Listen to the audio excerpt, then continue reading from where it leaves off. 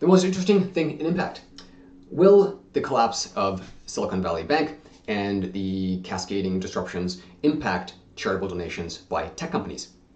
Short answer is yes, but let's unpack this a little bit.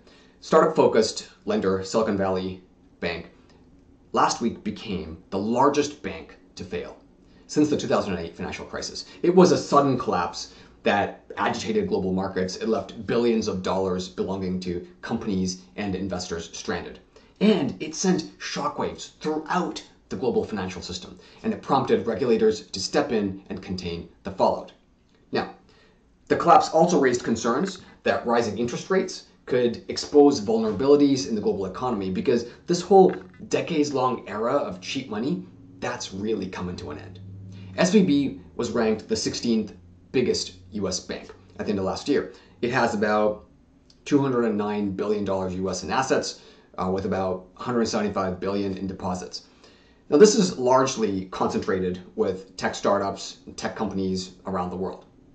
There are all kinds of tech startups and companies who had deposits at SVB. Some brands you might recognize, like BuzzFeed, Roku, Vimeo, and Roblox, and many, many others that you might not. But it was the preferred bank for Silicon Valley-based tech companies. Now, let's look at Canada. In Canada, although the Canadian bank stocks tumbled as a result, the overall disruption to the banking sector seems to be fairly minimal, except the tech sector does have some exposure.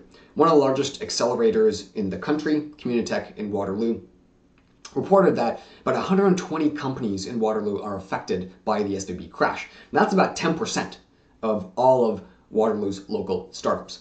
On the venture capital side of things, the Canadian Venture Capital and Private Equity Association determined that about 10% of venture capital-backed Canadian companies had deposits with SVB.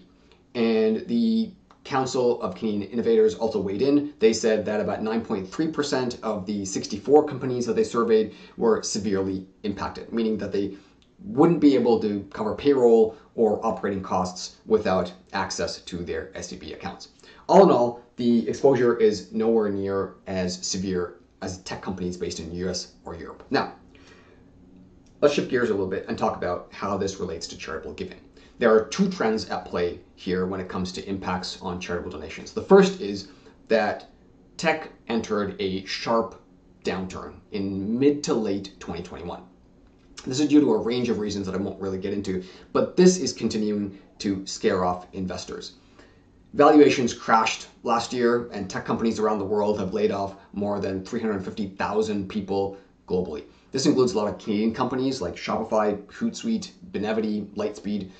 The tech layoffs are continuing to mount. There will continue to be talent disruptions as well as investor skepticism, really, in tech for the near future. That's trend number one. Trend number two is that when you look at the overall giving landscape, both charitable giving and crowdfunding is actually increasing.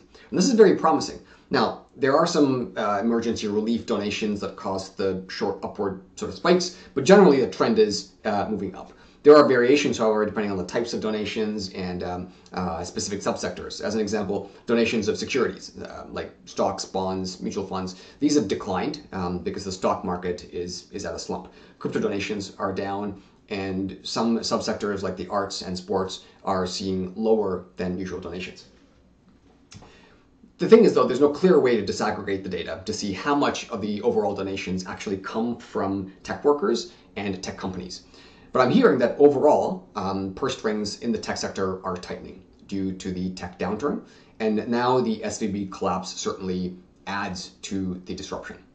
Now, according to the Canadian ICT sector profile, there are more than 55,000 tech companies in Canada. And the tech philanthropy and giving scene is still largely untapped market for social purpose organizations.